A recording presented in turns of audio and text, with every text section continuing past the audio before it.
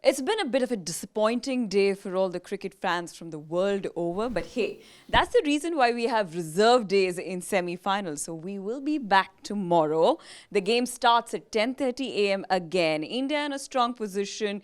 New Zealand has made 211 and 46.1. They will finish their 50 overs and then India will take on. I've got with me Niall. Niall, how's the day been for you overall in terms of how New Zealand's batted and India's bowling? Well, I think India have bowled very well. New Zealand obviously won the toss. A good toss to win, I think. It was a little bit cloudy this morning, but I thought India were fantastic with the new ball. Bhuvi was fantastic. Bumrah, excellent. New Zealand soaked up a lot of pressure, but they just couldn't rotate the strike. They couldn't force the ball away of the boundary. And in the end, 211 for 5, you would think probably not going to be enough runs. You know, I think India will be happier coming back tomorrow to play a full 50 overs as opposed to potentially a 20-over chase this evening when it was a bit grey. So I think it's probably advantage India. Yeah, and New Zealand today has made a bizarre record of having 25 overs of dot balls. What does that stat tell you right there? Well, it's pretty obvious, not rotating the strike. Teams like to have less than 100 dot balls.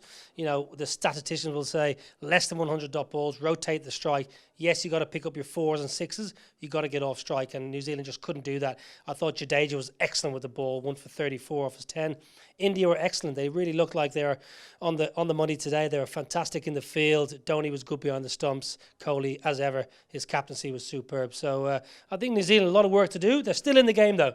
A lot of people, a lot of ex-captains who won World Cup, Steve Waugh, Ganguly, obviously ex-India captain, runs on the board in a semi-final counts for a lot. So New Zealand, if they can finish well tomorrow, maybe get 240, maybe 250, they'll be in the game.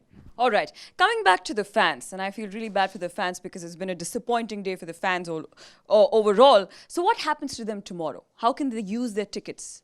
Well, basically, the tickets are still valid. So, the fans that came today, they can come back tomorrow. It's a 10:30 start, so it's business as usual for the supporters.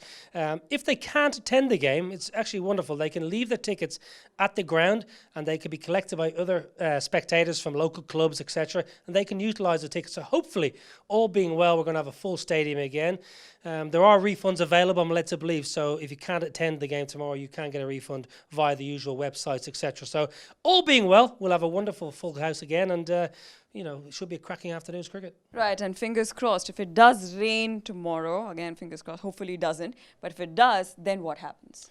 Well, if we get a washout tomorrow, and it's highly unlikely, the forecast is okay tomorrow morning, India will proceed through to the final because they topped the group, obviously finishing first, New Zealand fourth. So if the game is washed out tomorrow, which again it is highly unlikely, and fingers crossed we get a good sunny day, India will progress through. So at the moment everything's pointing in the direction of India. New Zealand will have something to say about that though. All right, well, we'll find out tomorrow what happens there. It's India versus New Zealand again, day 2, first semi-final of the World Cup. Let me tell you, the game is yet not over.